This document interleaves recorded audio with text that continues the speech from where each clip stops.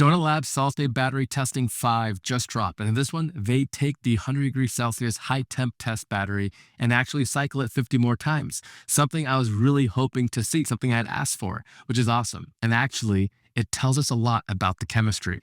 This one might be one of the most interesting tests so far. I'm Ricky, and this is Tuba Da Vinci. This video is brought to you by Caseta by Lutron. The VTT report is straightforward. Cell DL2, the one whose pouch broke at 100 degrees Celsius, was first cycled 5 times at 1C to establish a baseline. And here, I want to stop because the first result might be the most overlooked data point in the entire series. This cell had been sitting with a broken pouch, exposed to laboratory air for at least a few hours or days, maybe weeks. Batteries are manufactured in some of the cleanest environments on Earth. We toured a couple of battery factories. You're covered head to toe. They have dehumidifiers to ensure there's no moisture in the air. And that's because batteries do not want anything to do with ambient air. And so when they started cycling it after that high temperature test, the cell delivered over 24 amp hours of energy, essentially full capacity. So that kind of tells us that the air exposure alone didn't degrade the battery. This matters because most electrolyte types can't survive prolonged contact with atmospheric moisture. Sulfide electrolytes like lithium thiophosphate are so moisture sensitive that they react with water vapor to produce toxic hydrogen sulfide gas. It's that rotten egg smell, and it happens typically within hours. That's because phosphorus-sulfur bonds in the electrolyte are thermodynamically unstable in the presence of water. Published work in ACS Energy Letters measured over 200 parts per million of H2S generated in just a few hours at 50% humidity. Conventional liquid electrolytes would hydrolyze to produce HF, hydrofluoric acid. Neither scenario leaves you with a working cell after prolonged exposure to air. Whatever's inside the cell, it's something genuinely air stable. Research on Nasicon, one of the things that we talked about it might be early on, a sodium conducting ceramic electrolyte, shows it survives 150 days submerged in seawater with only 18% conductivity loss.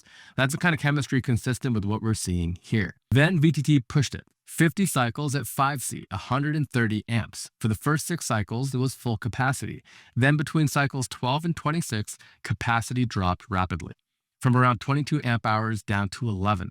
After cycle 27, it stopped dropping. For the next 28 cycles, it held roughly 11 amp hours, losing less than 1/100th of an amp hour per cycle. Here are the final numbers: 11.19 amp hours on average, a 55% capacity reduction, and about 17% increase in volume of the cell. We'll get back to that here and why that's so important. And an energy efficiency drop from 89.6 to 83%. And throughout all 60 cycles, 0 temperature spikes, and there's 0 fires or 0 thermal events of any kind. Now, one important clarification, because I've seen confusion about this in the comments, is that the battery didn't fail at 100 degrees. The previous test, the cell delivered 107% of its reference capacity at 100 degrees Celsius. The active materials were fine. What failed was the pouch. The polypropylene sealant layer rated for 85 degrees Celsius is what failed, leaving the pouch exposed and a loss of vacuum. Now let's get to what we can deduce from this. As I mentioned, the pouch swelled about 17%, meaning that the pouch was 17% thicker after they tested it. The first thing people will say is that that is the off-gassing. That's proof that there's a liquid electrolyte. And that's a fair assessment. When conventional lithium-ion cells are abused, the electrolyte decomposes and generates gases like carbon dioxide, ethylene, and hydrogen, and the pouch swells. So is that what's happening here? Let's see what the data tells us. First, the pouch is already broken. The seal failed at 100 degrees, as you mentioned, and the vacuum escaped through the breach, which means that gases will also escape the same way. You can't build up pressure once that seal is breached. Second, the VTT report describes the cell after testing as firm, not puffy or ballooned. So if you look at the photos from before and after, you'll see that you can see these kind of creases and where there's a little bit of space left in the pouch.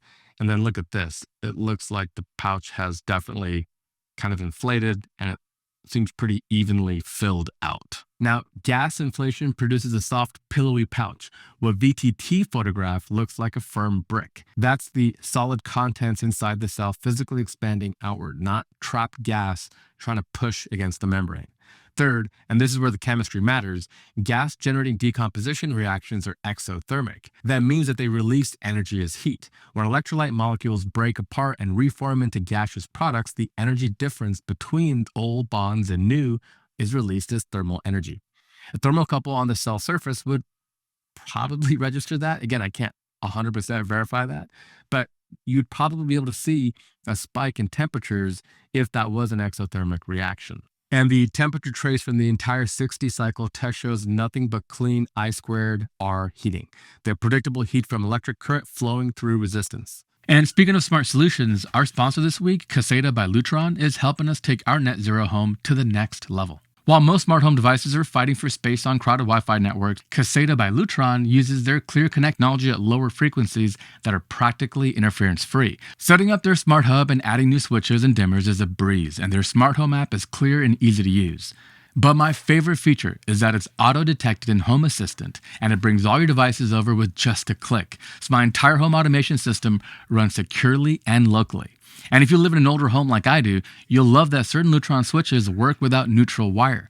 That means no rewiring and no expensive electrical work. We recently even added Caseta smart shades to our bedroom. We have them programmed to close automatically at sunset and open at 7 a.m. during the school week for the boys and 9 a.m. on the weekends. They install in minutes, the batteries last years, and I can't recommend them enough. After 55 years in the lighting control business, Lutron is the gold standard for quality and reliability. So if you're looking to build a smarter home, Caseta by Lutron has to be tops on your list. So check out their amazing line of products for the best prices today using our links in the description.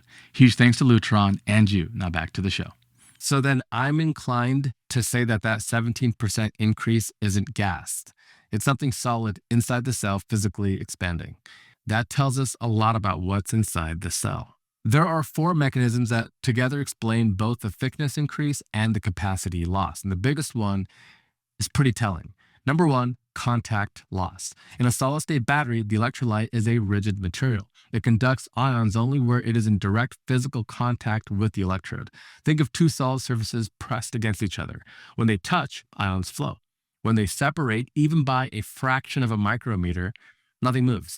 This is fundamentally different from a liquid electrolyte, which flows and fills every crack, every nook and cranny, the way water fills a sponge. A liquid maintains contact automatically, and solids don't. This is literally why we use liquid electrolytes. They're very forgiving for that reason. And that's why solid-state cells need external pressure, typically at least 2 megapascals, according to Lee and colleagues in Energy Storage Materials in a report that we dug up in 2024.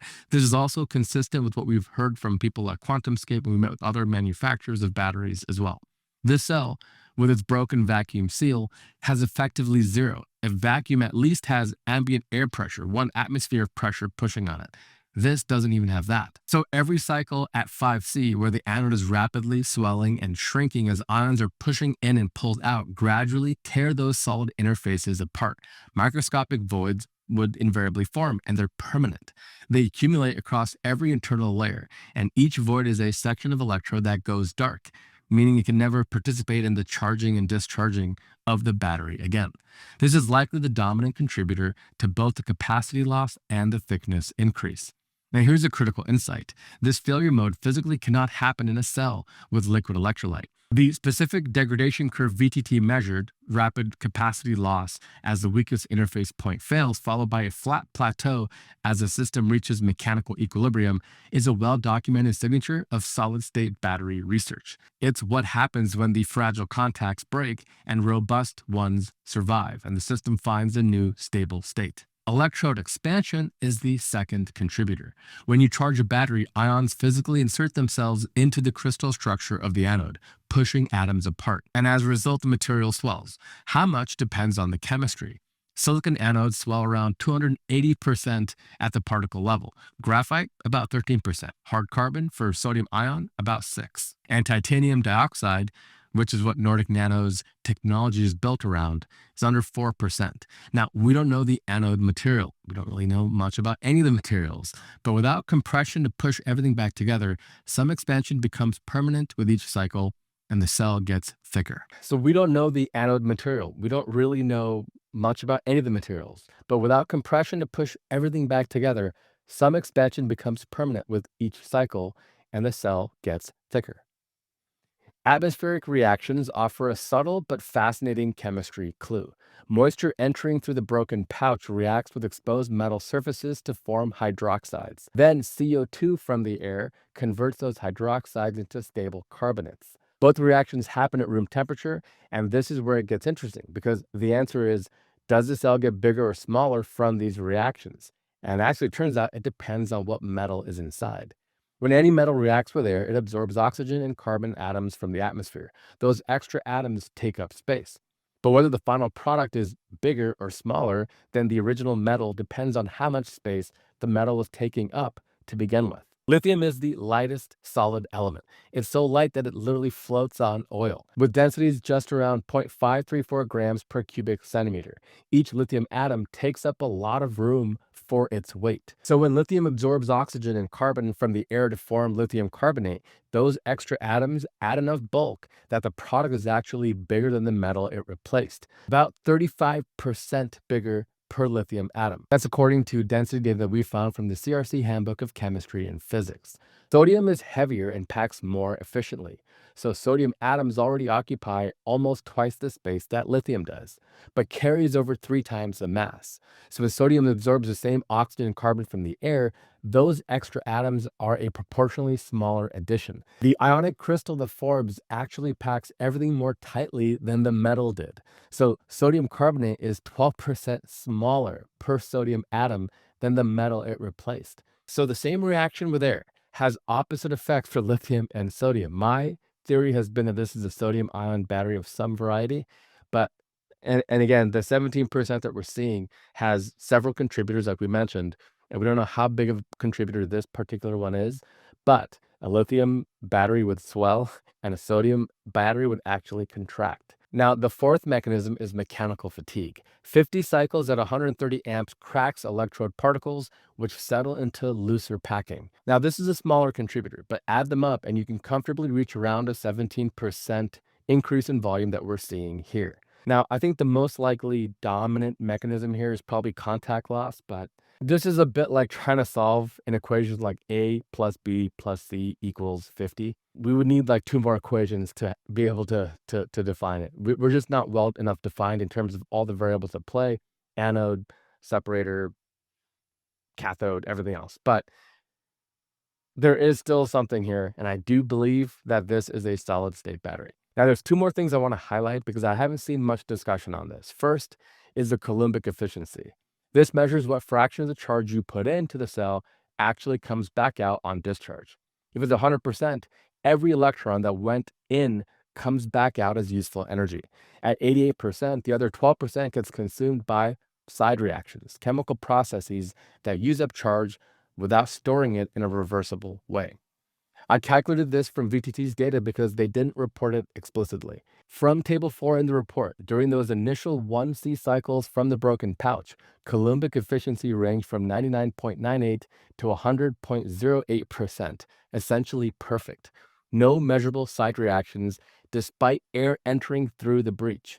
Side reactions only appeared during the 5C phase, which plots the ratio of discharge to charge capacity for each 5C cycle, shows efficiency dipping to approximately 88% right here, shows efficiency dipping to approximately 88% around cycle 10 through 20, then recovering to approximately 98% by cycle 30. The timing here is the key because if whatever happened was the result of the vacuum breaking and atmospheric air being introduced, we would have seen degradation from the very first cycle. But instead, it happened at cycle 10, precisely when the mechanical damage from high-rate cycling began creating fresh internal surfaces through contact loss. And the recovery means that the process is self-limiting. New surfaces form, react with the atmosphere to create a passivation layer, and then stop reacting.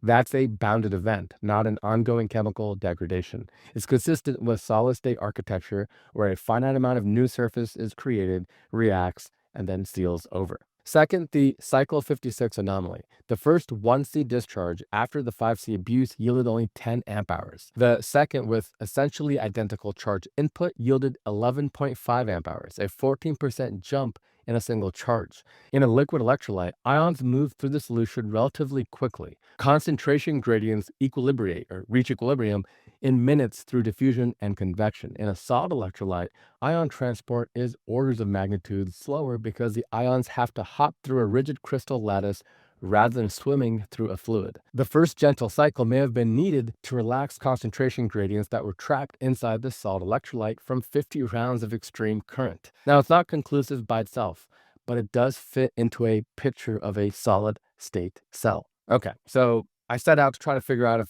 we could really pinpoint what this is, and I'll be honest, we still don't know what the exact chemistry is. But I do think that all that I've seen here does tell us that this is a solid state battery. We still can't identify the chemistry. The voltage window of 2.7 to 4.3 volts does track with like a NMC lithium ion cell. And I just filmed a podcast with my friends Matt from Undecided and Ryan from Zeroth, where we talked about some of this stuff. We'll put a link to that video once it's out. But Donut Labs say that there's no lithium. Nordic Nano describes their material as carbon nanotubes coated with titanium oxide and a sodium electrolyte. So to that end, as far as what the actual chemistry is, we still don't know. We cannot confirm energy density either. VTT never weighed the cell. At 94 watt hours, it would need to weigh exactly 235 grams for the 400 watt hour per kilogram claim to be true. And I know the comments, I've been tracking it all these weeks. We still don't know. They haven't done that test yet. And I also want to set expectations on the confidence of some of this testing. The evidence strongly suggests a solid state or fully non-volatile electrolyte. The air stability, the contact loss pattern, the gas elimination, the stable 28 cycle plateau with a breached pouch, that's all in line with what I'd expect from a solid state cell. So I'd say that the confidence there is pretty high, but it's not proven by any means. We still have questions. There's 100 variables that we'd have to fully get our hands around to be sure. We're in week 5, and I promise we're not going to just be a Donut Lab channel. We've actually been preparing a lot of videos that we'll be dropping in the coming weeks because we have a trip coming up where we're going to be away. So we have some videos planned that will not be about Donut. And I know there's some frustration. The mood in the comment section has changed a little bit. We'll get to that here in a second, like we always do. But yeah, we still know the weight data. And I know the funniest thing about the next test is, unlike every test before that falls 7 days later, like clockwork, this one falls, wait for it, on April 1st, on April Fool's Day. What they're doing, I'm not sure. Maybe they're just trolling us and having fun with it, and it's going to be an awesome test, and maybe they'll do energy densities and stuff. We don't know. But if we just step back for a minute and consider what the test actually shows us, we had a cell that was damaged. Its packaging broke and air got in. It was then deliberately abused, 130 amps and 50 cycles over 48 hours. It lost half its capacity, sure, and it got thicker. And on the Euchre hazard scale, the automotive industry's standard for battery abuse outcomes, it registered level 2, defect and damage, but safe. That's one of the lowest possible outcomes. Level 5 would be like fire, and level 7 is a outright explosion. The FAA has documented 648 lithium-ion battery incidents since 2006, where damaged cells have ignited days or weeks after the initial damage. That's the thing with a chemical battery. Chemical reactions take time, and there's side reactions and other things, and we go to great lengths to preserve what is in that cell to keep it safe and not mix with air. Because again, air, oxygen, carbon dioxide, water vapor, right? There's humidity in the air.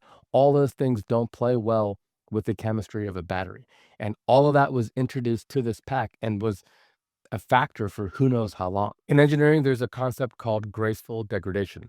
The idea that when something fails, it should fail in a way that's predictable, contained, and safe. Not all battery chemistries can do that, but this one sure seems like it can. And the specific way that it degraded, through solid interfaces pulling apart, not through liquid electrolytes decomposing and catching fire, tells us something real about the technology. Even if the full picture isn't there, with every new test, we are learning something. Like we do every week, I wanted to do a comment analysis. We've been tracking this video, the comments, what you guys have been writing, and seeing how it tracks over time. Comparing this week to last week, the positivity is down about 15% from over 35 or so, down to 20%. Skepticism is also down. And what is up is frustration. It's up to about 25%, meaning people are starting to get tired of this drip approach to providing information and want more substantive things. The really cool thing is I've looked at LinkedIn and people from Donut are watching our videos. They've been leaving comments or sharing it and stuff. They've shared 2 out of our 4, which means maybe we were onto something on those 2. We'll maybe do a video about this later. But the point is they are listening. And I think hopefully the next test could either be like a cold temperature test, maybe a straight up chemistry test, just a test to show the chemical composition of what's in the battery, even if they don't tell us the proportions or anything else, or maybe a weight test to tell us the energy density. That one seems obvious. There's really no reason to keep that a secret. It doesn't tell us, what the it doesn't tell us any of the secret sauce per se. And companies like Amperis are already making batteries around the 400 watt hours per kilogram range. So that wouldn't be particularly revealing. The top recurring themes continue to be just weigh it. April 1st anxiety, the April Fool's Day. Again, if this is a marketing ploy, they're either geniuses or there's going to be like a big, we'll see on April 1st. We'll try to cover it. And of course, a nail penetration would have been a good way to test this. And I do agree with that. I think a nail penetration test is the ultimate safety measure. If some catastrophic thing happened to an EV and the pouch was penetrated with like a nail or something sharp and punctured, how would it survive?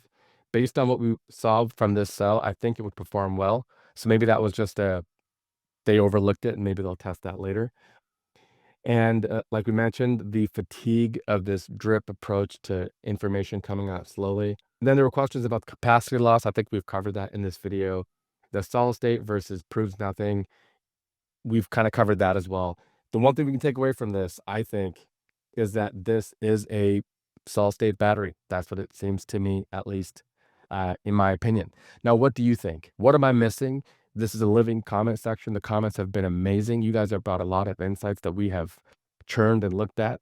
So sound off below. What do the reports tell you? What are you seeing that we missed? We'd love to know. And if you've made it to this point in this video, hit that like and subscribe button if you think we've earned it. We would love to have more subscribers, to have you along for all the future videos.